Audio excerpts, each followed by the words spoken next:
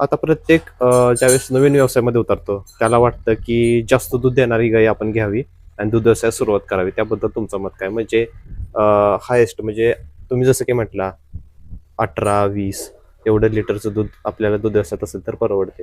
पण जास्त तो जातो 30-40 अशा प्रकारे गाय घेण्यासाठी जातो. त्याबद्दल तुमचं मत काय असेल? माझं स्पष्ट मत आहे की नवीन दूध व्यवसाय चालू करणाऱ्या व्यक्तीने सरासरी 10-11 लिटरच्या पुढची गाय पहिल्यांदा घेऊ नये.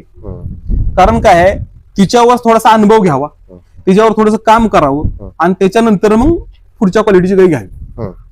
काय होतं, समजा आपल्याला पहिल्यांदा अनुभव नसतो, काय असतंय जनावरांचा धंदा करत असताना किंवा गायीचा व्यवसाय करत असताना गायीला बघितल्यानंतर लक्षात आलं पाहिजे की तिला काय झालंय.